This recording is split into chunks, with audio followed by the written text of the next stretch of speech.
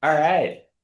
Thank you for your patience and welcome everyone. Thank you so much for signing up for this live webinar.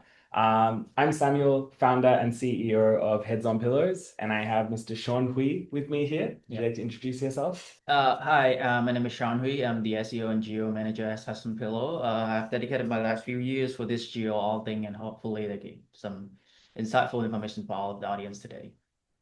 Excellent. So we are here to talk about a travel discovery revolution. So this is one of the biggest shifts that we've seen in search in, I would say, a couple of decades. Things have evolved rapidly and they're going to keep changing. And if there's one thing that you can take away from today's session, we want you to have some actionable insights about what you can do to be part of this search revolution. And really, a new way of travel search happening for businesses large and small. Before we jump into the real details of the webinar, I will just do a quick overview of Heads on Pillows.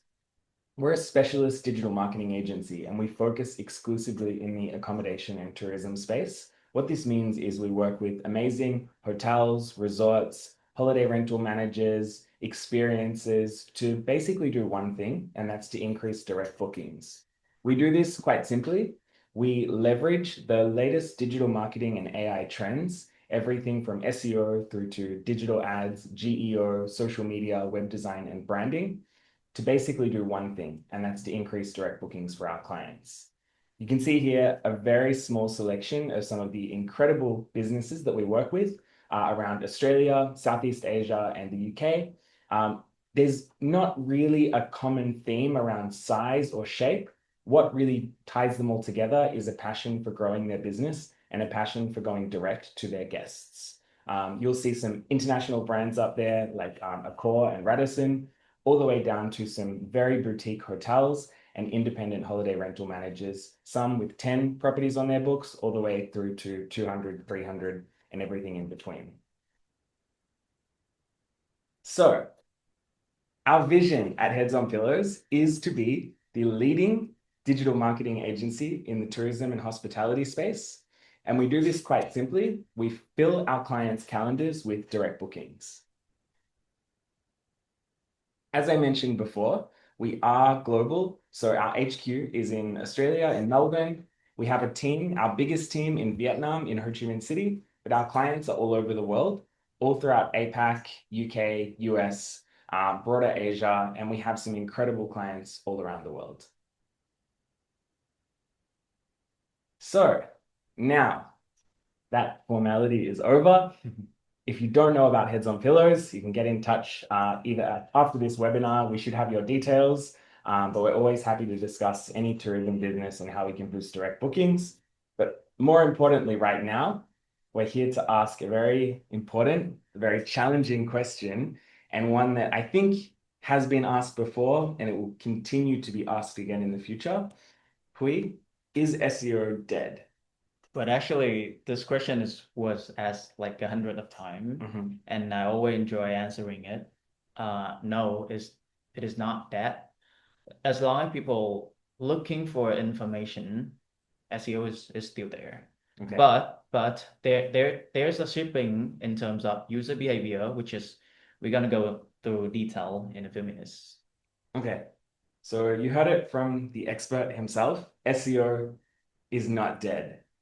SEO is here to stay, but it is changing, it's evolving, and I would say it's going to keep changing. So a lot of the information that we might share today is really spot on for right now, but I think if we think about SEO 1 year ago, 2 years ago, 5 years ago, we definitely wouldn't have predicted that we would be looking at a search landscape like we're looking at right now.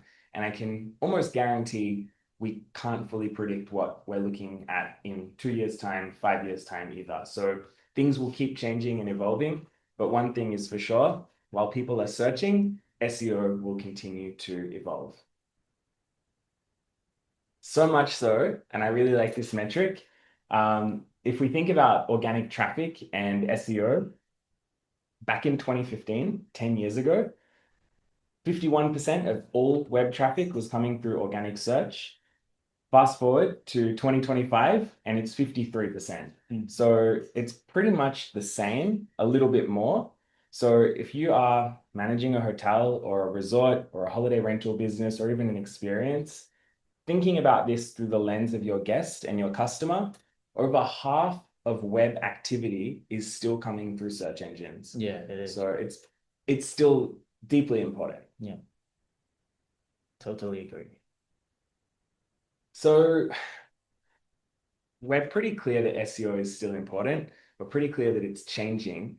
But to look at where SEO is now and where it's going, it's really good to look at the past. It's good to take a look back and understand what SEO looked like in the past. What did we used to need to do to achieve success in the search landscape? Yep. So back in the day where like 2010 or 15, SEO is like a standalone channel. I bet that some SEOs doing SEO without marketing mindset in them. So we're talking about at that day we focusing on a lot on the quantity. So if you want to get a lot of traffic to your website, if you want to get a lot of high ranking in search, you better have 1,000 of backlink pointing to your website. Doesn't matter the context, doesn't matter where it's come from, but the quantity is important. And also, you publish like 100 of blog posts or even more in a month, trying to target a lot of topic, even though it's not even relate to your business. So it's like there's like a lot of them. There's like a quantity over quality in trying to get traffic, trying to get user, all of them just for one reason, driving traffic to the website. Yeah, right. So you mentioned something really interesting just then that it didn't really involve marketing. It's more like a almost like a technical It exercise. is, yeah. Quantity over quality. Quantity of what exactly? So we mentioned is the quantity of the blog post or the information you put on the website. And the point is just some of them, maybe a lot of them is not even relate to your business. Yeah, So you right. write a lot of topic that people are searching for, just trying to get higher ranking in Google and then get traffic to your website. Yeah. You get 1,000 of backlink, even though their website is not really relate to your business. Just trying to get that. We have a metric called the DR or domain authority, stuff like that. Trying to get that, trying to get the quantity pointing to the website, and that's just the point. And it's kind of like a checklist, like a repetitive checklist back in the day. You're doing A and you got the result, you're doing B, you got the result, and you keep it. Just do it month on month or week on week, and then you got the result. Yeah, right. So you'd be looking at spammy content a lot of Yeah. the time. I find this example really funny because we don't see it much these days, but I remember back in the day, you used to Google things, and often the most successful websites had really spammy articles like this. We've got a lot of clients in Vietnam, and Yeah. this is a perfect example of a spammy article. Best hotel in Ho Chi Minh City, stay at the best hotel in Ho Chi Minh City, looking for the best hotel in Ho Chi Minh City.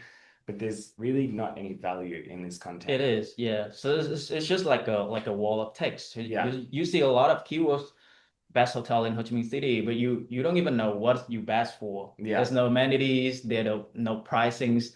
None of them is your like a benefit for the user. So it's like that totally for ranking, not for user. Yeah, totally. And it's ultimately like a bad experience for the user if they Yeah, land it on this is. page as well. Yeah. So I think we've dwelled on the past enough. It's good to think about this because it's good to understand what used to work, especially when we're looking at what works now. But what do you have to do in 2025 to succeed from an SEO perspective? It is very clear there's a lot of effort to update the algorithm from Google, from Bing, for all of the search engine. They're trying to update their algorithm just for one purpose, to serve the user experience. Right. So SEO is follow that rules. We follow the game. We follow what the search engine is trying to do, focusing on the user experience. It's very clear shipping in terms of the SEO in 20 maybe in nowadays. It's the quality over the quantity. So Yeah. there's no more checklist. We are not pitching for client for like, I'm doing 5 blog posts a month, try to get this traffic, or every month I'm doing 10 blog posts to get this traffic. There's no plan like that anymore. We're Right. focusing on the quality of the content. So if you're doing, this is your business, so this is the information relate to your business that you should show your authority for Google that you are expert in this field. Yeah. And we create content around it. Talking about the backlink, where back in the day we're talking about quantity, thousands of them. Nowadays, the backlink that you got to your site, the most important thing is not the DR. The most important thing is not the authority or authority point from the website you get the link, but the most important thing is the context of the backlink. Right. As an example, if you are a hotel in Melbourne, you should have some review from the other side talking about your hotels, even bad or good point, and that mention you in their content. That is a good backlink with a good context. So yeah, it's just a clear shipping from quantity to quality in SEO nowadays. And you could say almost that relevancy comes into play a lot more. Yeah, it is. Like, I think historically with SEO, if you had 100 backlinks from really big websites, probably didn't matter what those websites were, as long as they were big, high authority domains. Whereas now what we're seeing is you can actually have, like for your example of a hotel in Melbourne, if you've got a few really relevant backlinks from, say, websites from Melbourne-based businesses, even if they're not huge, high authority websites, but they're super relevant to your location, that can often move the needle a whole lot more than some of those really high authority and often really expensive backlinks in relative terms. It is. Even if you nominate for something, the nominate website is not really SEO optimized, it's not really have too much traffic, they're not focusing on SEO. Yeah. But you being nominated for that prize and you being mentioned, that is a very, very good backlink with a very, very good with relevancy and context. Right. So it's interesting because the main topic today is GEO, which we are getting to in a moment. But in my opinion, SEO really is GEO. And I think to think about these factors in the SEO landscape, we really need to consider how does this impact our ability to show up on AI search? And what are the major differences there? So I'm excited to move beyond SEO and start to unpack what we can do in the GEO landscape. Before we do this, just really quickly, before and after, what does success look like? Like, what does it mean to succeed in SEO in 2025? So basically in SEO, for a while, we using metric to tracking the success of a campaign, where is this your ranking, where is your organic traffic or organic clicks. But nowadays, with the shifting in all of that geo stuff and then AI overview, everything like that, you're seeing less click to your site. You're seeing the zero click environment that we mentioned a lot. So nowadays, the metric that we should tracking for is your brand visibility or your brand awareness. So for visibility and awareness, we tracking for the share of search. So how many people searching for your brand compared with your competitor? Right. We're tracking for the search volume of your brand. Of course, those SEO metric like organic traffic is still something, is still important. But we focus more on the brand side. The share of search as I mentioned. And as always, the most important thing is the result, the conversion rate, the direct booking. That is always the priority of a business. It's interesting that you've got conversion rate as something that matters to SEO now, but not as much in the past. Has that been a trend in the industry where these metrics are becoming more ROI focused? Yeah, it is. Ultimately, if you think about it, like it could be direct bookings, but for like a property manager, for example, it could be the leads that are coming in to their business for property management. But all of these metrics don't really mean anything if they're not resulting in dollars and cents. So I think traffic, ranking, brand visibility, it's all great, but if that conversion isn't happening, they're just vanity metrics. Yeah, it is. And do you feel like with clients that you're talking to, that conversation around conversions is becoming more front of mind? It is. There's back in the day, there's a lot of fluffy stuff from SEO that we're doing it to get traffic. And this traffic, you present your brand in Google search, you present your logo, your brand name, all of that.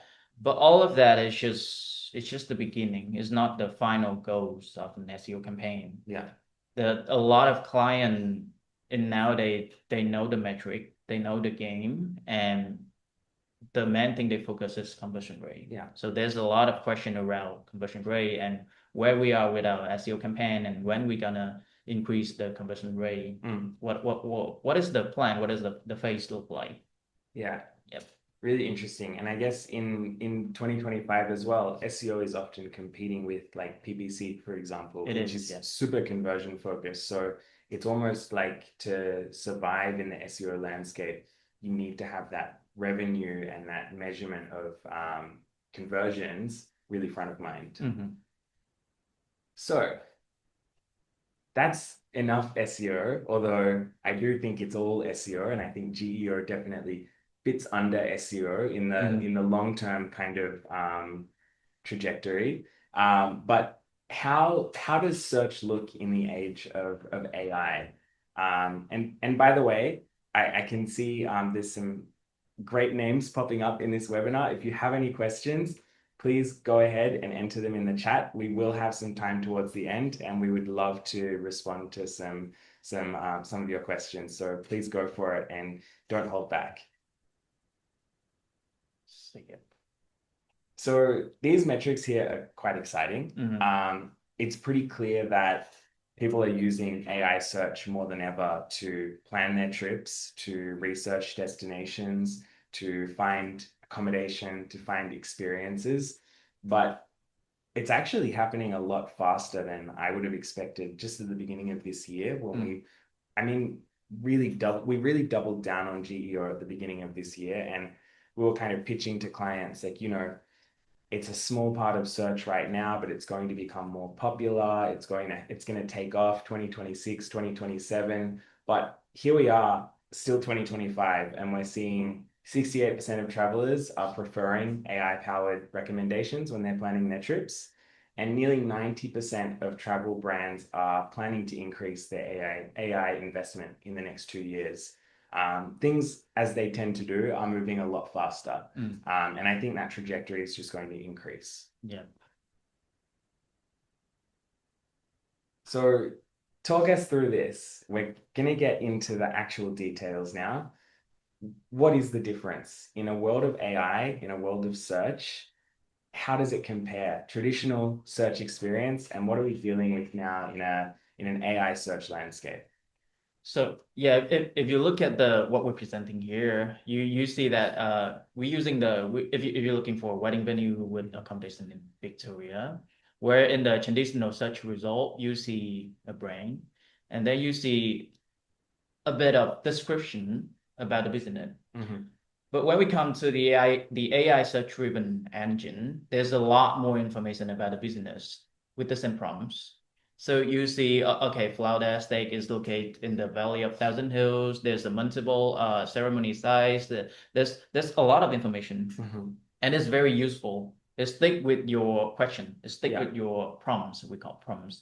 So this make the audience have a better context of the business. They don't even have to click to the website and then scroll. A lot of information on the website, and they have to filter out what they need. But within the search AI engine, they got the information as fast as they can, and that's very useful. That's very useful for user experience. Yeah, absolutely. It saves a lot of time, and it maybe make the decision a lot faster. Yeah, absolutely. I mean, you can see here, it's the same prompt, but on the left, you would actually need to visit the Flowerdale Estate website to get the information that you need. Whereas on platforms like ChatGPT, you've got everything. You've got the different ceremony sites, the number of guests, the number of accommodations, what makes it special. And by the way, Flowerdale Estate is so special. They're one of our amazing clients in Victoria, a stunning wedding venue with accommodation. And we've been helping them with their SEO and GEO to ultimately bring in more leads for what is an incredible wedding destination. But this to me really illustrates that zero-click future that we hear so much about. Yeah. If I were researching a place to get married, it might happen one day. Yeah. It's just a much better experience, to jump on and to have all the information that you need without actually needing to sift through different types of websites, different user experiences. And then when you are ready to convert, that's when you may visit the website and fill in the contact form. It is. But we are anticipating that through GEO, our clients will actually see less traffic in many instances, but higher quality traffic, which really reverts back to that point before about conversion rates. Yeah. It's becoming a conversion game. It's becoming a lead gen game and a bookings game, as opposed to really that initial awareness consideration through to conversion. So talk us through some of these metrics. I see big numbers of growth between April to now. What's driving this growth and what exactly is this trend that's moving upwards so rapidly? Yeah, this is a very interesting analysis that we just did. So we try in our hospitality and tourism portfolio, we're trying to find how AI search traffic contribution to the total traffic of a website. Right. So if you look at the contribution of AI search traffic, it's very tiny. It is around 1.16%. Okay. Very tiny. You have to care about that. Why you have to care about that tiny number? But then if you look at the growth of AI search traffic distribution within the last 6 months, so we're trying to analyze the last 6 months, there's 666% increase in our Vietnam portfolio. Wow. And there's even more with our Australia portfolio, more than 1,000 increase in the traffic from AI search engine within the last 6 months compared to the previous. So we're seeing the slough. We're seeing it's like a spike in terms of AI traffic contribution to the total website. Yeah. So everything is changing. It's changing very fast. That's really significant. Thinking in the terms of like one of our clients, say a boutique hotel, if you think that there's a channel that can be leveraged and there's a channel that you can capitalize on, to see 1,000+% growth for maybe a boutique hotel in central Victoria or in Melbourne or Sydney or a boutique property management company, that growth is incomparable. It's not seen on any other channel, and I don't think it's really been seen on any channel over the last 10 years. Yeah. Maybe if you think about the introduction of like social media a long time ago, in another lifetime, these sorts of growth metrics made sense, but it's the first time we've seen such adoption of a new channel or a new platform, definitely for as long as I've been in marketing, which is quite a while now. It's very exciting, and I think that trajectory is just going to continue. And most importantly, the businesses that are at the forefront with this new platform, this new technology, they can be early adopters and they can often beat their competition. Sometimes they can beat their much bigger competition or their more like legacy competition, and really be at the forefront of this impressive growth. Yeah, I mean, AI is changing the way we live, the way we work, changing everything. Is enhance a lot of productivity, and organic search is not out of the game. Yeah, it is affect a lot, proved by this analysis and a lot of analysis that we saw before. Yeah. So yeah, we're not out of the game. So good segue. We keep talking about GEO. A lot of people are talking about AEO, AIEO, which doesn't really flow out of when you try to say it out loud. And I think GEO, from what I can gather, seems to be sticking. A lot of the other acronyms and terms were thrown around and they seem to be slowly dwindling off. What is GEO? What does it actually mean? What is generative engine optimization? Briefly, geos is to get your brand discoverable in the AI answer. It's a very briefly, it's this very concise way to explain what geo is. So Yeah. we're trying it is the practices to optimize for the brand to be mentioned in AI answer Okay. in a way that is accurate, in Yeah. a way that we can show the most information we can. So yeah, it is discoverable and be a tailored recommendation in AI search engine and AI generate response. So we're about to get as technical as this webinar will get. So if it is a little bit over anyone's head on the call, which is totally fair enough, apologies in advance, but we did have a conversation about whether we should include this slide or not. And Hui is adamant, and I do agree with him now that it is worth digging into the how, just briefly, because it is such a focus for us. It's such a focus for our business, and it's such a focus for so many of our clients. So understanding how will really help, I guess, translate in many ways the types of results that we're trying to achieve later on. So before you jump into this, Hui, I just want to touch on GEO a little bit further and how quickly it's evolving.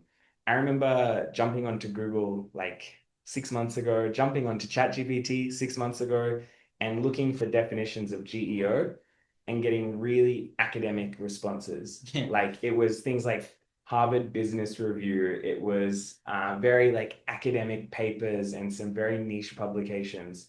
Now I'm getting notifications from like the New York Times, from Wired Magazine, from these like mainstream publications about GEO.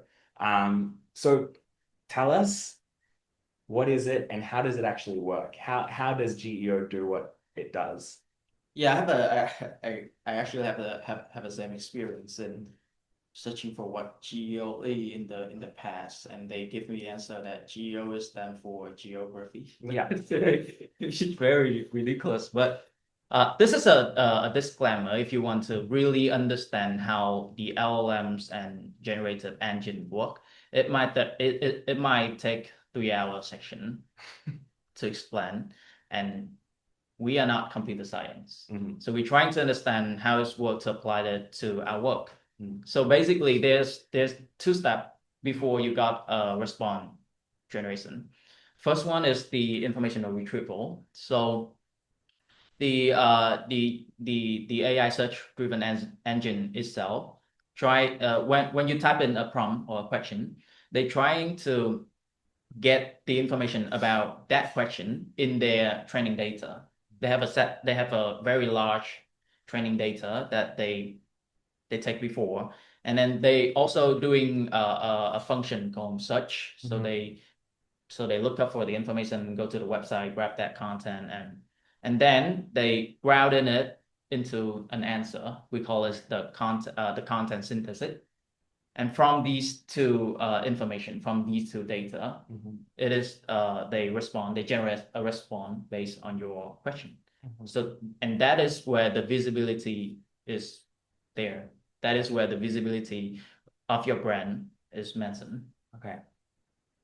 Briefly explain. Very briefly, but I think it's important. And if your eyes did glaze over a little bit, fair enough.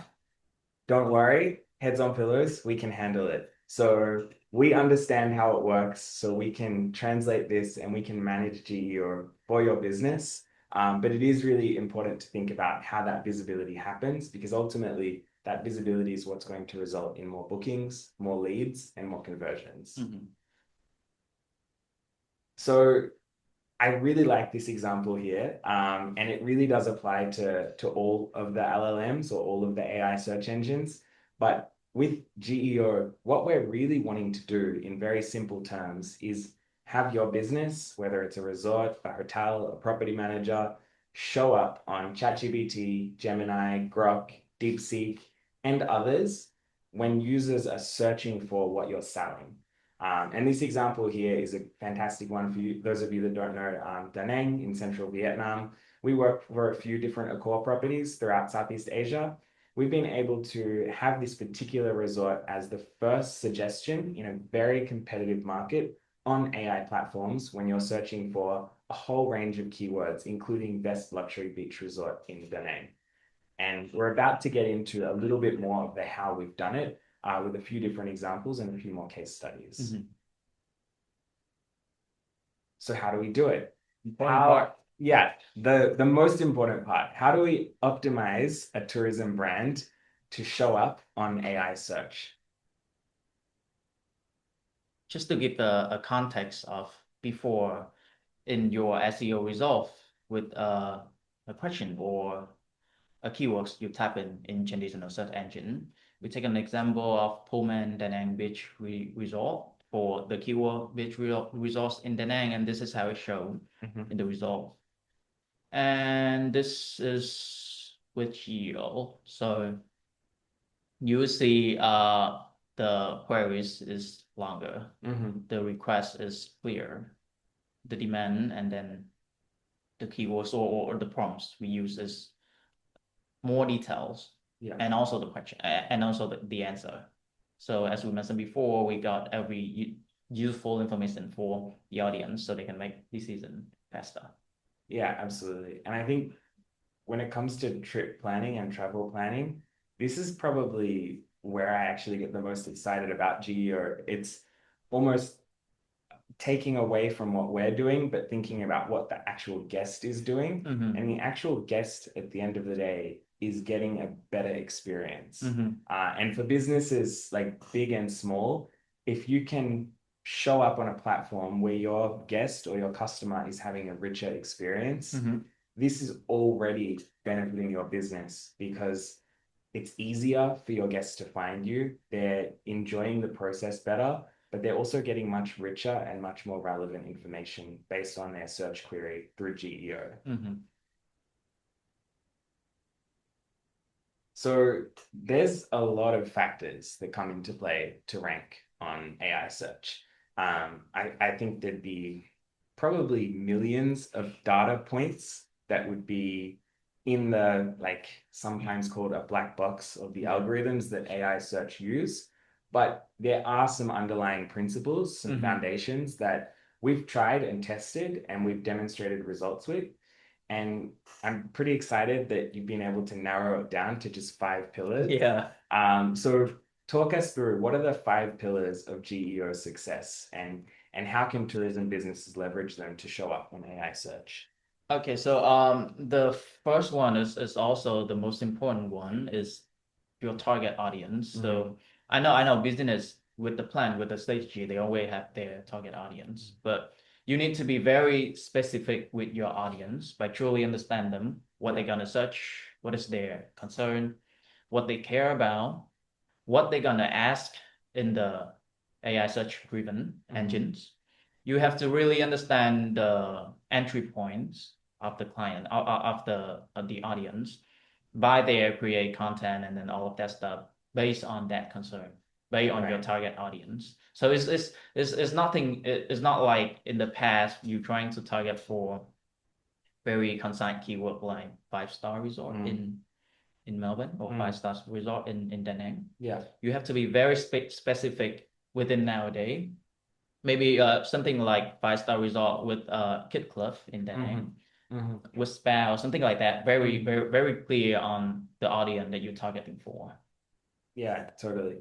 I always love this trip planning element in GEO because I think my own personal experience, I use ChatGPT a lot. I travel a fair bit and I'm often jumping on ChatGPT with some very specific requirements. I am a little bit precious when I travel. There's certain things that are like non-negotiable. And I think back to the start of the year when I took a holiday to Laos in Southeast Asia. Laos is not like Vietnam or Thailand where you've got like Google Maps. You can jump onto Grab and they take you from A to B. Okay. It's almost like the Wild West in many ways. Like you jump onto Google Maps and say like, how do I get from my hotel to this place? And it says like, you can't. It shows up an error. So I wanted to plan a trip. It was just a very short journey, return flights to one destination and not much else planned.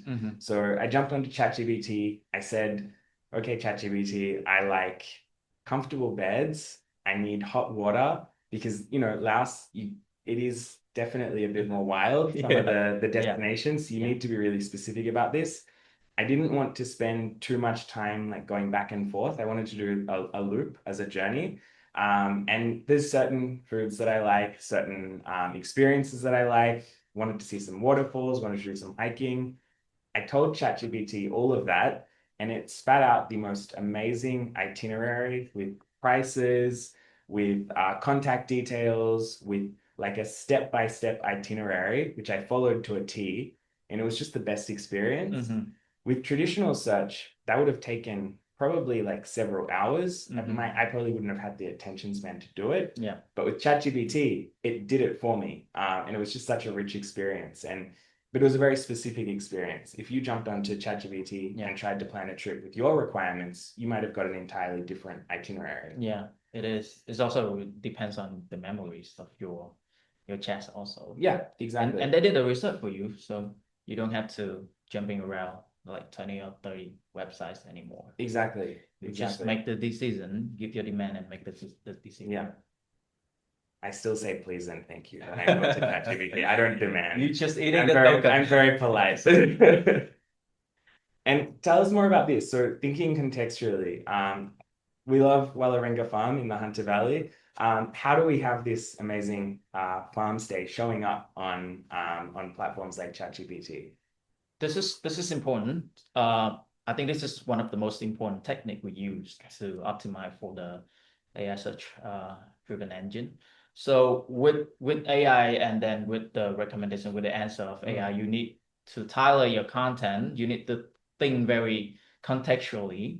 So when you targeting for the topic, luxury farm stay in Hunter Valley, you need to expand your content, expand your information, and think very semantically driven language, conversational and relevance. If you are targeting for the keyword luxury, then you should have in your content the keyword exclusive or things like that. If you're targeting for Hunter Valley, then in your content you should have the New South Wales. Yeah. If you are like a farm stay, then you should have the keywords like farmhouse, getaway, or retreat. All of that semantic keyword relate with just order. They put in order like a bit technical, but they put in a vector and they make a comparison. They get it closer. They really understand what you are, what you're selling, what is the context of your business, and therefore you increase the opportunity to be recommended in the AI answer. Yeah, right. I love this because if we think about that article at the start about best hotel in Ho Chi Minh City, yeah. Actually, this is a better experience, but also the copywriting, it's people talk about copy like, copywriting's dead and good quality content is dead because of AI. Oh yeah. It's kind of the opposite. Like you really need to be super creative with the way you describe your business. Yeah. And you can't just say luxury farm stay over and over again. You'll get flagged for that and you won't show up. You need to truly like lean into your USPs and elaborate on what makes you luxury and what makes you special. So actually the good copy, AI or human, like I think that line has kind of crossed. It's a bit in between, but the good quality copy is what will help you stand out. So yeah, it's really great to see that actually the creativity is what can cut through the noise more than ever. Yeah, what you mentioned about the copywriting is very interesting because when the AI was born, we're thinking that copywriter is dead. There's no more copywriter, but good copywriter is become more important than ever. Yeah, totally. I mean, for us as an agency, not to go into too much detail, but we spend more money on copy than we ever have. And a lot of people are saying, "Oh, so you must write everything with AI," but it's just not the case. Like we still need that human intervention, and sometimes it's a hybrid. Sometimes we have a bit of both, but we still need that human perspective when it comes to copywriting. Yeah. This one seems so obvious, but it always amazes me how many clients come to us, particularly in Southeast Asia, where Korea is a big market at the moment, whether you're Vietnam, Thailand, Hong Kong, everyone wants Korean tourists. They, not to generalize, but typically they spend big, they like to stay for longer, and they're very like good guests. Yeah. And they're a big target audience for so many of our clients. But so many of our clients will come to us and say, we want to target Korean guests, but they don't have Korean language on their website. And same with in Australia, a lot of our luxury clients might target like US target market, but they have no content tailored towards American travelers and different kind of not just language, but tailored content to different markets can really cut through the noise. How does that work in the context of AI? So yeah, that's very interesting. So we there's some client told us that we want to target for Korean people, and then we asked, do you have Korean language on US? And they say no. And why you want to target? Because the ship in the market, because we see a direct flight from Korea to Da Nang to Nha Trang somewhere, but translate or using multilingual contents, translate your content into the language of the audience that you target is very important. Because again, is give the context. If give the context for the AI search, the AI box to understand about your business. If someone using Korean language to ask ChatGPT something about a resort in Nha Trang, you already have that content tailored on your website. And by there, you increase the opportunity to be recommended because they understand you, they understand your business, and they understand that you do serve Korean people very well. Exactly. Yeah. It seems so obvious, but it's often low-hanging fruit because your competitors also might be doing this, not doing this. So if you can be the leader by tailoring your content to different languages in different markets, it can cut through a lot of noise and can really fast track your visibility on both GEO, but also traditional search. It is. So this one's really interesting, and I think it's been becoming more and more prevalent in sort of traditional SEO, maybe over the last 5 to 7 years with like FAQ snippets and people going to search engines in a bit more of a human and intuitive way. But I think in AI search, in GEO, it's really like given it so much more of a push. And that's the direct answer and conversational content. How does that work in GEO for like we've got Bendigo Signature Accommodation here, one of our amazing property management clients in Central Victoria. How does that work with direct answers? So basically, we understand that AI search engine, they're looking for an answer. They're not looking for narrative. They're not looking for philosophy.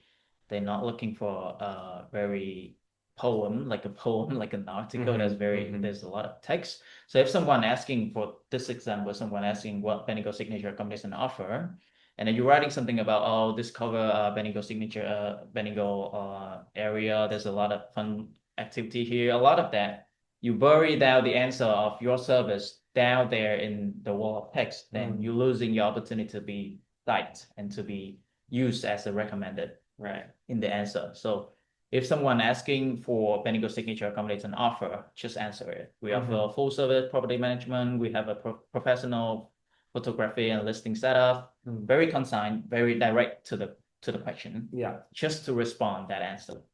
Yeah, cool. And so this is maybe a sore point or a sensitive point for I think anyone in hospitality. And it's the topic of reviews. Probably a great point for some, but also we've all heard the horror stories of Google reviews, and we've all had that one guest that had a delightful experience, at least we thought they did, and then for some reason, maybe the hot water stopped working for 5 minutes, or they couldn't access the Wi-Fi code, so they decided that you get a 2-star review. But in the context of GEO, what role do reviews play, and how can they move the needle for businesses wanting to show up on ChatGPT? Well, they read all the review, and remember the content synthetics and then the information retrieval. They read all of that, they understand all of that, and they combine it into the answer. So if you have reviews on your Google Business Profile, on your TripAdvisor, everywhere, AI-driven search engine gonna see it and gonna consume it, and then they're gonna put it in the answer. So you have to be very careful with your reviews. That look obvious, but some of the hotels, some of the holiday rentals, sometimes they forgot to reply to the review, even good or bad. Yeah, that is not a good practice. right. So yeah, reviews has become way more important than ever within the involved of AI-driven search engine, and you have to pay very close attention to it. because it's become a public source Mm. for AI search-driven engine.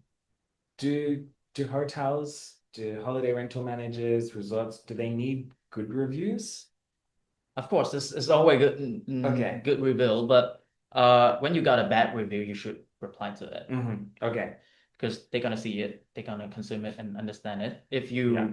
If you think it's not fair, if you think it's like a spam one, just reply to it, and Okay. they're gonna consume it because it's actually you reply for a review. It's not actually for the people that put the review, but also for the people that come after. Right. Your potential audience, your potential consumer. So yeah, just if it's a bad review, reply to it very politely because AI-driven search engine is also see it. Yeah. So basically, good and bad reviews. Of course, the good ones, we want more of them, but if you're getting bad ones, you still need to reply and acknowledge it politely because that is a factor that AI search will be looking out for. And finally, this is probably a little bit more on the technical side, but I do think it's important to acknowledge. How do we be readable for AI bots? Like how do we package our website up in a way that ChatGPT's algorithms or Gemini or other platforms can actually understand what information we're trying to serve on our website? Yeah. So this is a bit technical, but in a website there's usually HTML and JavaScript. And there's a lot of study showing that AI bots is not execute JavaScript. Right. So you need to make sure that all of the important information on your website is stored as a HTML text. It's like a text that is visible and this can be crawled by the AI search engine bots. So Okay. and then of course you need structured data, you need readable formats like comparison table or like an FAQ, all of that, just to make sure that they understand you and see the most important information about you as a plain text, as HTML text, but Okay. not JavaScript. Okay, good to know. So maybe this question is on some people's minds. I've definitely been asked this question as well. Um, I feel like what you're describing right now, it's all search, but isn't GEO just SEO? Very interesting question. So basically with the SEO, you enhance your brand visibility by optimizing on your website. But with GEO, you enhance your brand visibility by the practice of optimizing about your brand on the entire internet environment. Yeah. Just to give an example, if in the past with a backlink, you might need a link that back to your website, right? Yeah. So if you are Pullman Beach Resort Da Nang, you wanna link that when user click to that link is it point to your website. But nowadays is doesn't that matter anymore? If you have been mentioned, that is that is that is enough. That is good enough. Okay. So Pullman Da Nang is a 5-star beach resort in Da Nang something, and you don't even need a link that do follow no follow. It doesn't matter. Right. You being mentioned. So Right. that is an example of the difference in SEO and GEO practice, optimal practice. Okay. Yeah. Yeah, I know, not to get too sidetracked, but Reddit seems to be really emerging as a big factor for a lot of AI search and GEO. In traditional SEO, Reddit didn't mean really anything. It was completely like redundant. So there's definitely similarities, but there are some really unique factors within GEO that we need to consider if we want to show up on AI search. The good thing is, and I will just mention, if you're working with Heads on Pillows on SEO, by default, we provide GEO management. So a lot of agencies want to upsell GEO and say, we'll do SEO for X, but if you want to add GEO, it's going to cost you this. We don't believe in that as much as they are different and there's different goalposts. It's all search and it's all search optimization. So we really do include SEO and GEO with every single project that we're working on. Yeah, it is a collaboration between SEO and GEO. Yeah. How's that way? So we've got a few case studies and then we'll, I think, breeze through these a little bit because I can see some fantastic questions popping up from our amazing audience who have signed up for the webinar. But let's just briefly go through a few examples of how we've been able to put more heads on pillows through GEO for some of our amazing clients. So you've mentioned Pullman a little bit. I really like this example because this is pretty early days for our campaigns as well, and we're already really starting to drive results. But tell us about what you've been able to achieve for the Pullman, one of Accor's resorts here in central Vietnam. This is like a very direct example of how GEO and the user behavior sitting. So imagine that you have a trip to Da Nang, and then you got a list, and then you prompt into the chatbot window that I'll have a trip in Da Nang with my family. I'm looking for a 5-star family resort, and then Pullman is recommended, right? So you follow up with the question right in that chat window that, okay, my family and I prefer an Italian cuisine. Can you recommend some Italian restaurant in Da Nang? Yeah. And it's better near Pullman than a resort because I don't want it too far. Yeah. Or anything. And then one of our client, Cucina Luca, show up at top one. I love this example because it is just, it's again coming back to that guest experience, that user experience. It's just so much better. Yeah. Like it's gone are the days of needing to open up like 100 tabs when you're planning a trip. This all happens in the one platform. Yeah. And this is still somewhat like step one, searching for the accommodation, step two, searching for the restaurant. But we're often seeing as well in search, you might put it all in the one prompt. Yeah. And you say like, I'm traveling for my anniversary and I want to stay on the beach. I'm going to be there for 2 nights. My partner loves Italian food. Provide us with an example. And this could all be bundled into one as well. So just the efficiency, but also the relevancy of this experience for 2 of our amazing clients in Da Nang and their guests. It just really doesn't compare. Like traditional search is so much more binary and so much more exhaustive from that user experience perspective. Whereas this is just so much easier. And most importantly, in business terms, it drives bookings because if you're showing up for this search, you're showing up for someone that is looking for exactly what you're selling. And clients like Pullman, like Cucina Luca, they enjoy the benefits of this. They enjoy the increase in bookings, the repeat business, the exposure to new markets. And for us, that's really what this is all about. Yeah. I mean, this is in only one chat window. This is very naturally, and this is what we believe is the entry point. Yeah. So you're looking for a result, and then you're looking for a restaurant, and everything is happening in just one chatbot window, very fast. Take this maybe about 5 minutes. You got all the information you need. And usually when you visit Da Nang, you will also want to visit Hoi An, our beautiful Asian town.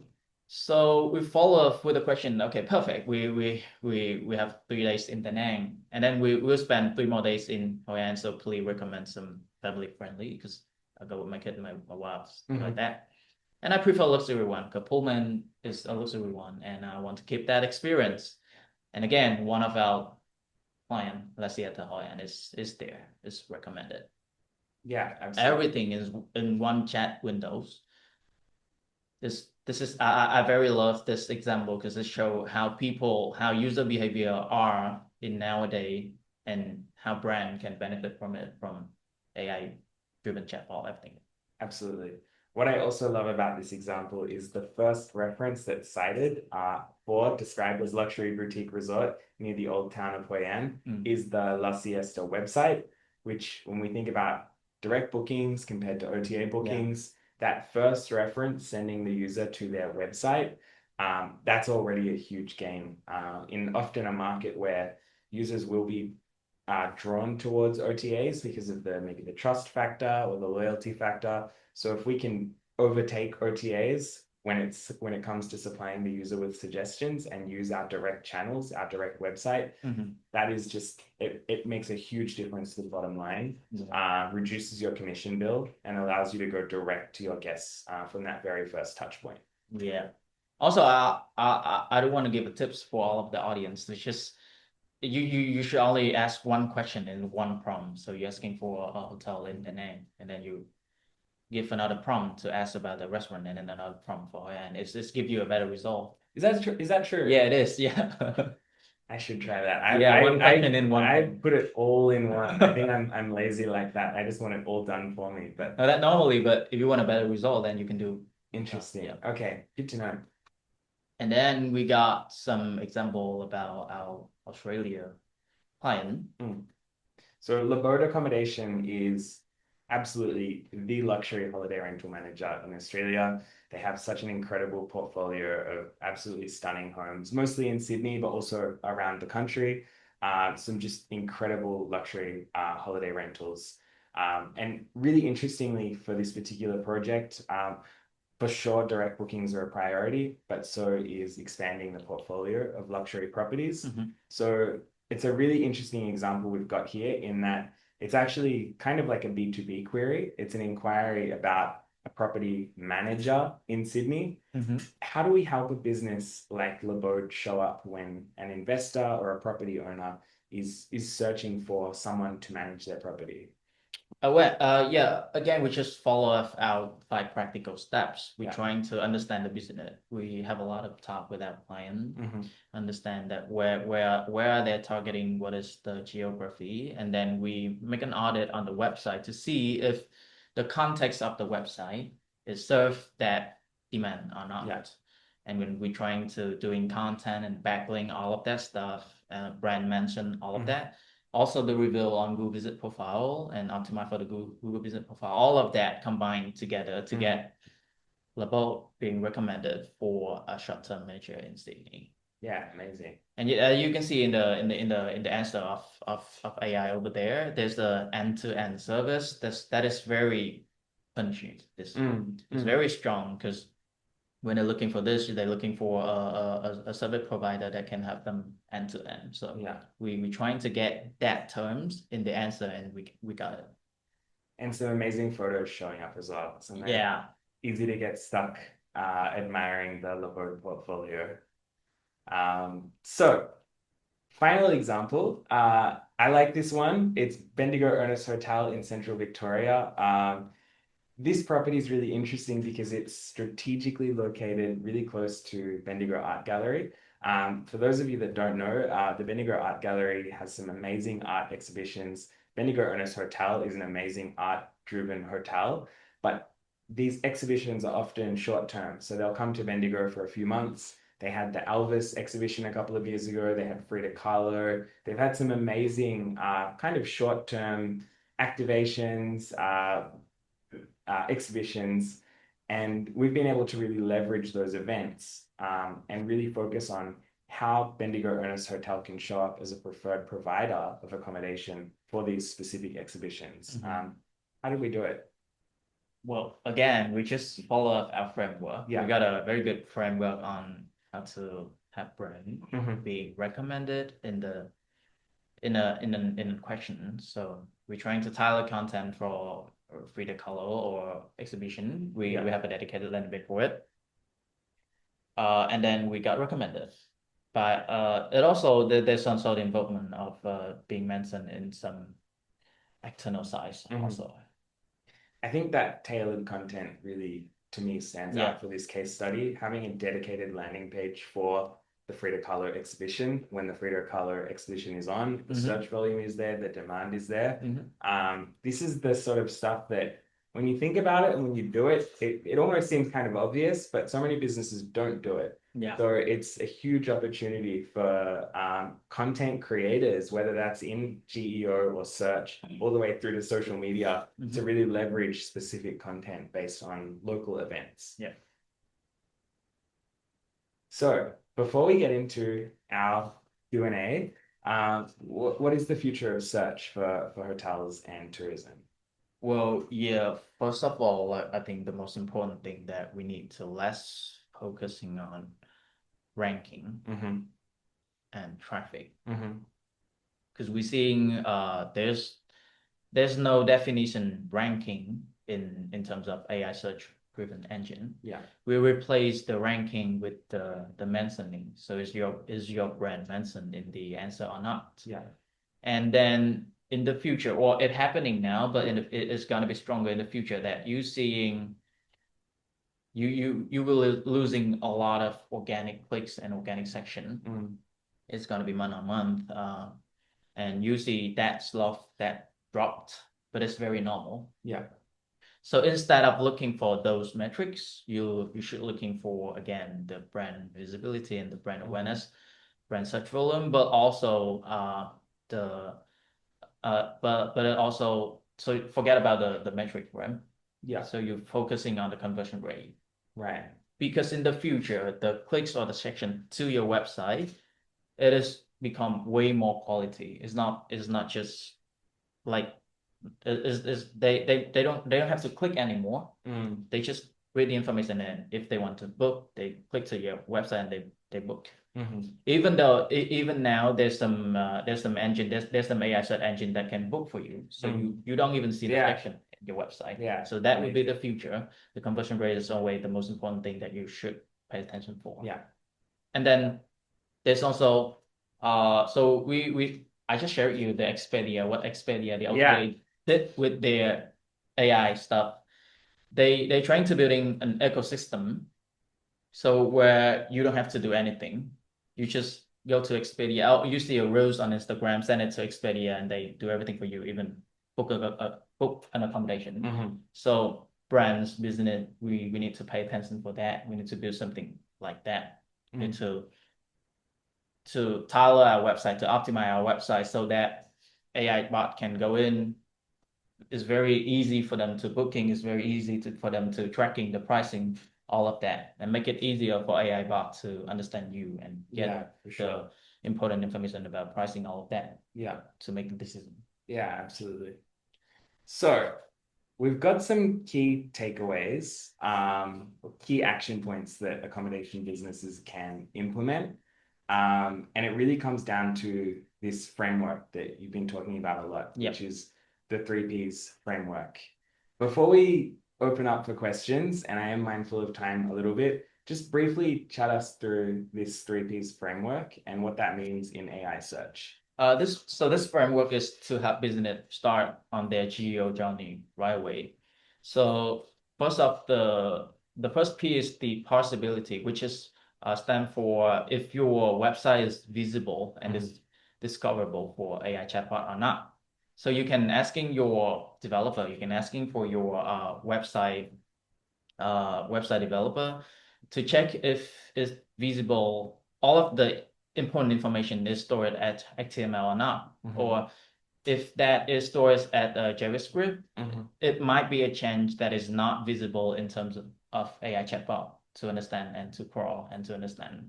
Okay. The second piece, the present. So if you are a resort if you are a family-friendly resort, say it out loud and say it everywhere. Say it's everywhere on your social media, on your even TikTok video review, even on your digital PR, everywhere, just saying that you are the best family-friendly resort in Da Nang in Melbourne. Try to own your category. Yeah. And then the last piece is the packaging. So package your content in a way that is very easy to crawl and to understand. As we mentioned before, direct answer or building a comparison table, building an FAQ, everything like that. Packaging your content so that it's very easy to understand and to be cited and to be mentioned. Right. So basically, like possibility, we need our website to be able to be digested. We need it to be presented in a way where search engines can actually read it. Yeah. Presence, lean into your niche. Yeah. Like do what you do and do it best. If you're a beautiful boutique historic property, lean into that. If you're a family-friendly resort, focus on that. Don't try to be everything for everyone at once. Yeah. And packaging. Good content, basically.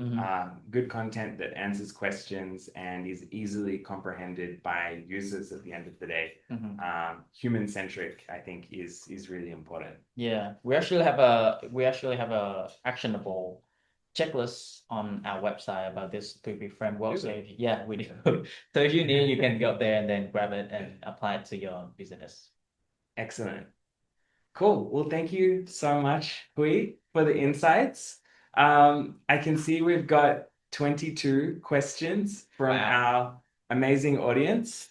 And I'm just having a look here. We've got Let's scroll right up to the top. So, oh, there's a few AI note takers that have joined us. Let's skip past those. Okay, Russell, good to see you. Thank you for joining. Um, you're in the process of auditing your SEO as you're launching a new site soon. That's good. According to SEMrush, you have a bunch of backlinks that have a very bad score, not helping. Agree. Um, Okay, so that's question one. Um, Definitely wouldn't be helping. There are some things that you can do to mitigate that. Maybe Hui, do you want to talk through what you would suggest for Russell to basically disavow would be the word you would Yeah, use, right? yeah, Yeah. yeah. This is a Val, but you mentioned that you using SEMrush to audit your backlink, but it is also important to look at the backlink. If you see the authority score again, it's just 5 or 10. It doesn't mean that it's that bad. As we mentioned before, it is the context of the backlink. Mhm. Of course, SEMrush have their algorithm to calculate the TOSIC score of a backlink, so you should believe in it, but don't lean too much or don't demand on the authority of SEMrush. Look at the backlink and then look at the context. With low authority point doesn't mean it's not a good backlink. It's Mm. about the context of the backlink. But the TOSIC score in SEMrush is you can use that to define if it's a good or bad backlink or not.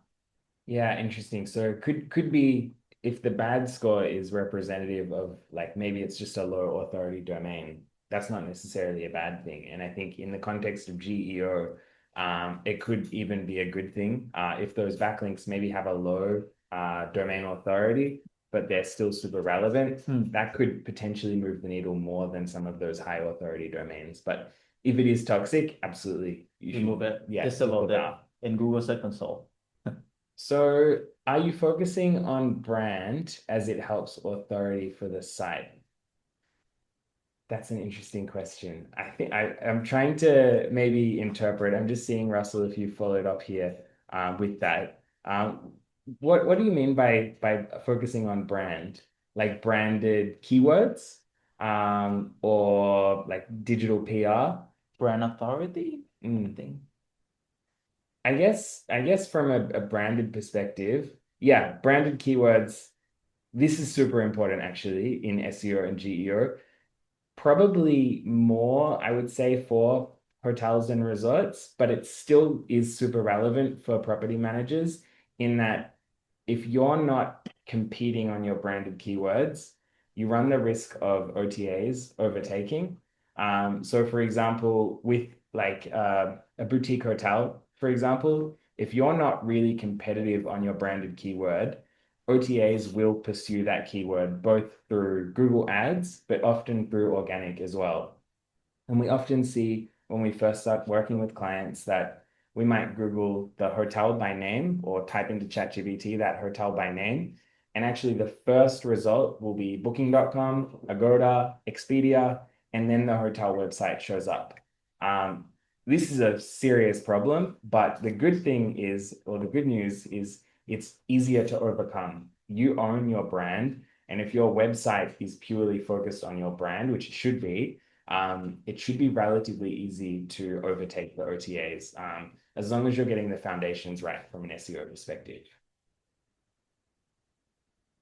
When you're talking conversion, are we talking qualified traffic and winning landing page optimization? No, we're talking about conversion. It's Yeah. actually the leads, the direct booking, the submit form. That is the conversion that we're talking about. The qualified traffic is very good. Landing page optimization is very good, but the ending point is always conversion.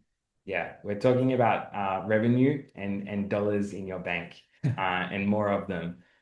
So when we think about conversions, conversion rate, most of the time it is direct bookings. But for a lot of our property management clients, often it's how do we increase your size of your portfolio by driving qualified leads to your website of owners of properties that fit the right profile to join your portfolio. So, Is AI looking at metadata or more about on-site content or both? Well, this is a very interesting question, and I think Rosho is very understand the game. So, back in the day where we're seeing Google traditional search engine like Google, they pick the metadata based on the queries. So you even set a meta description, but it's not choose to be a meta description. They choose the content inside your page to feature based on the queries that user used to search. But with AI, they look for both. So they look at their meta description, they look for their title, and they also look for the content on your site. And the answer is the answer of them is always based on the prompts. It's always based on the queries that user used to ask the question. Yeah. So yeah, concise answer. They're looking for both. Really interesting. And I think, in my opinion, this is one of those things that will keep evolving. I wouldn't be surprised if in a few years it becomes less about metadata and more about content as AI gets better at digesting the information. But for now, for sure, metadata is still a big part of the equation. So we've got a question from Quincy. How can we measure success if GEO doesn't have clear rankings like Google? Really good question, and something that we think about a lot within our reporting, and something that we're evolving a lot as well as this GEO space emerges. How can we measure success without rankings? Very interesting question. So it is no rankings as you mentioned. There's no rankings in AI search engine. There's just mentioning in when we monitor that mentioning. So it's basically we monitor the frequency of a brand being mentioned in the answer. We have a set of prompts. We're trying to find the category entry point. We have a lot of prompts to tracking for, and then we use a lot of tools to tracking for that prompts on ChatGPT, Gemini, Perplexity, and then they give a clear answer from each of the platform, and they show us if our brand is being mentioned or not. So we're trying to tracking for the visibility of the brand on those AI platforms, and we're also tracking for the section or the traffic from AI search engine too. Right. To see the zip and the behavior in terms of the traffic come from that platforms. So yeah, basically there's the two metric that we're trying to use to tracking for the geo. And I feel like the more we move in the space of GEO, the more this is going to become like the leading metric, both in GEO and in SEO, because traditional search is also starting to see with like Google's AI overview, more of that visibility as opposed to actual traffic and ranking on the website. So we have a question from Nhi. I really like this question. How can smaller hospitality brands compete in search visibility when AI results often prioritize big and well-known websites? I'm going to answer that because sure. I love this question and I love you, Nhi, but that question is wrong. AI results do not often prioritize big, well-known websites. AI results prioritize the most relevant content. So this is how so many of our boutique, independently owned hotels overtake global hospitality brands, overtake global hospitality OTAs, because they have the most relevant content. So for sure, if you're a big, well-known website, you will have certain benefits. You'll be more crawlable potentially. Maybe you have more backlinks. But if you're a small boutique hotel, say in Bendigo in Central Victoria, like Bendigo Ernest Hotel, and you have specific relevant content on the Bendigo region, that can help you overtake all the big international brands, whether it's big international hotel groups or whether it's OTAs. As a smaller player in a competitive market, if you follow the 3Ps framework, you can overtake these bigger players. So AI is very much democratizing search, and smaller businesses can often not just compete, but actually beat the bigger competition. So yeah, basically, if you want to compete with big brands, you need to build your benefit centric and what you're different from them. When you got that benefit centric, just say it out loud. Just leave it everywhere on the internet environment that you can, and that's the way you can win visibility. And so we've got a question from Stella. Do keywords still matter as much as before? In the context of GEO, it is not. It's not as important as topics. It's not as important as category. That's why there's a lot of our client asking how many keywords you're trying to targeting for or how many keywords you commit for. I was saying that don't worry about the quantity of keywords. We're giving you a category or a topics, and within that topic, we're trying to get as much as we can with the keyword ranking, because in a category you see there's a lot of query user using to search in ChatGPT or in Google. So don't worry about the keywords, focusing on the category and focusing on the topics. This is the more important in terms of geo context. Yeah, right. And I think for copywriters, content creators, this is so much better because again, with this less emphasis on the specific keyword, but more rather focusing on semantic language and like creating genuinely good content, we can provide our guests with a much better experience on our website as well. So, Russell, are we saying content written with language that speaks to answering AI search prompts?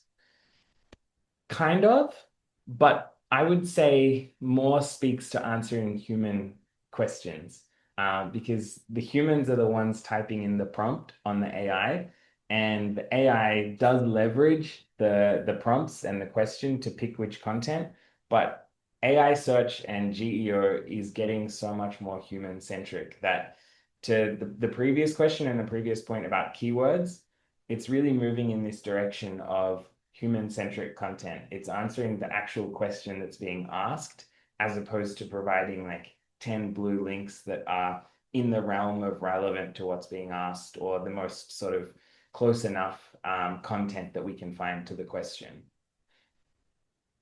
And love it. Love that you're using Claude as well. Yeah, very interesting Yeah, tips. yeah, absolutely. It's amazing that ability to absorb information and then to apply it on an ongoing basis for different content types. Yeah.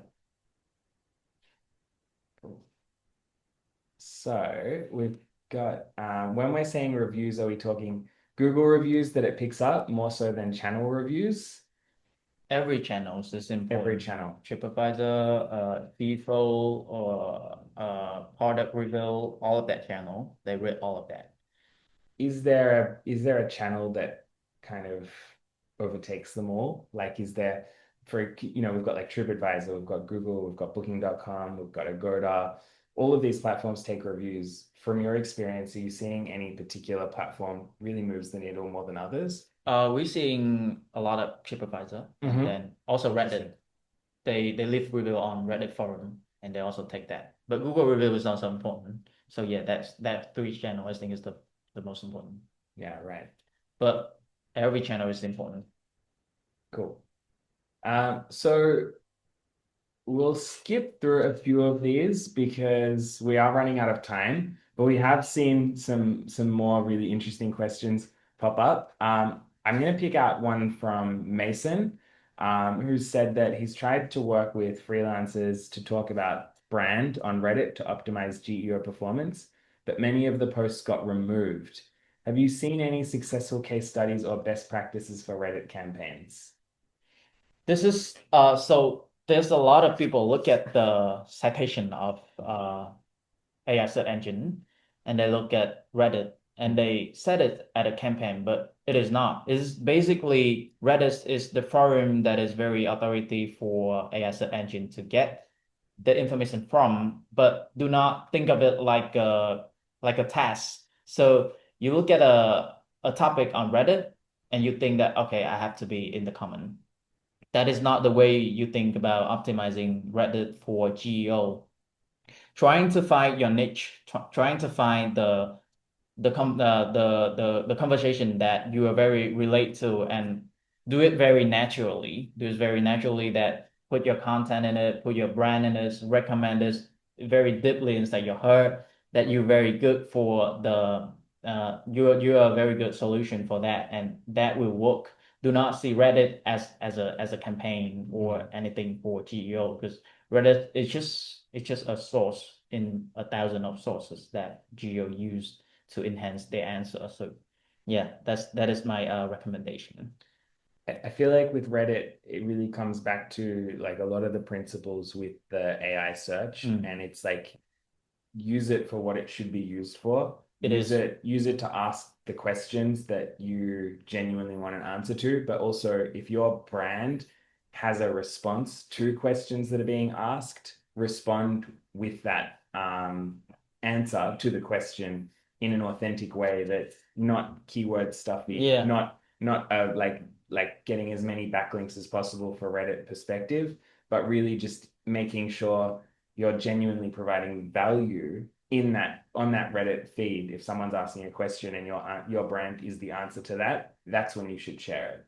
Yeah, I see a lot of agency offering a Reddit campaign, and then within the pitching, they live like, oh, we're gonna comment 10 or 100 or 50 comment within this period of time. And I Yeah. think that is ridiculous because it depends on the demand. It depends on the, the conversation. All of that. It's not the quantity. One thing I will say though about Reddit before we move on, the results can show up really fast. I won't go into detail, but basically I broke a golf club and I panicked and I asked Reddit for advice, really specific question. Mhm. And I typed into Google the next day that same question, and it had already pulled from Reddit that question that I asked to the AI overview. So it happens, this like AI search GEO moves so much more quickly. So it's really important to think about that SEO, sometimes 3, 4, 6 months to see meaningful increases in ranking traffic. With GEO, it can happen literally overnight. Overnight, And yeah. that's a personal example where it literally did happen overnight for that specific query. S39 Digital Agency. If the client is Thailand eSIM and wants to promote products to tourists, would GEO targeting work better than OTA ads? Leave it to you. Hmm. Um, it depends. It depends on a lot of things. It depends how quickly you want to target. It depends how you want to target. It depends on if you need leads tomorrow or if you need leads later. I would say both. There's a place for them. I probably would steer away from OTA ads generally and maybe suggest like search ads and GEO. I think search, like if we think about the search landscape, whether it's Google, ChatGPT, Bing, even like TikTok for search, search is still the only platform where you can show up when your customers are searching for you. So OTA ads are good because it gives you visibility, but you don't necessarily know if your potential client or customer is looking for you right now. But if you're showing up on ChatGPT when someone's searching for best eSIM for Thailand, that's a pretty qualified lead source and it's pretty qualified traffic. So probably I wouldn't rule anything out, but I think GEO is definitely worth exploring. Um, SMD. SMD, how long do AI platforms usually take to update new data after a hotel updates its information on the website following the GEO framework? I mean, typically, how long does a GEO campaign take us to start seeing results? Um, this is a really good question, and it does depend. But to that point before about Reddit, and we've got so many examples. I know there's one example that we're really proud of for Labode accommodation, where I think we published a landing page on like a Friday. Friday, and it was showing up on ChatGPT on a Monday. In Sunday. short, or Even Sunday, yeah, Sunday, yeah. yes, that's because you work on Sundays. Um, it was showing up so much faster, and these things move so much faster than traditional SEO. So it does depend, but generally speaking, you can see results in a matter of days. Where traditional SEO, you can be looking at 4, 6, even 12 months for really competitive keywords. So left. we've got one last question, and it is a follow-up question from Mason about Reddit. So I've got here, so we're using Reddit account with our brand name and joined to contribute value content. Do you think it is a good way to approach Reddit? Absolutely. Value content, that's the Yeah. point. Even you use your brand name or not, but the point of this is the value content. So contribute value content and you win the visibility, you win the game. Yeah. Yeah, without a doubt. Across the board, whether it's Reddit, your website, reviews, any platform, if you're contributing valuable content, that's what's going to make a difference. And I think that's the biggest difference between SEO and GEO now and SEO in the past. Spammy, keyword stuffed articles, backlinks, it doesn't work anymore. You really need to focus on valuable content. And absolutely, I think creating a Reddit account with your brand name and sharing content that is genuinely useful for your audience, that is the ticket to leveraging Reddit in the GEO and SEO space. Cool. So we are out of time, and I'm really grateful for everyone that signed up today for our first live webinar. I hope you've enjoyed it. For those of you that are watching the recording, which will be shared later, thank you for watching the recording as well. You can find us at headsonpillows.com. Follow us on Instagram, Facebook, LinkedIn, Heads on Pillows. Feel free to contact either myself or Hui directly. Our phone numbers and email addresses are on the screen. Let's keep this conversation going. Thank you so much for your time, and let's all find a way to increase our GEO success and increase our direct bookings. We see a lot of claps. Thank you. Bye.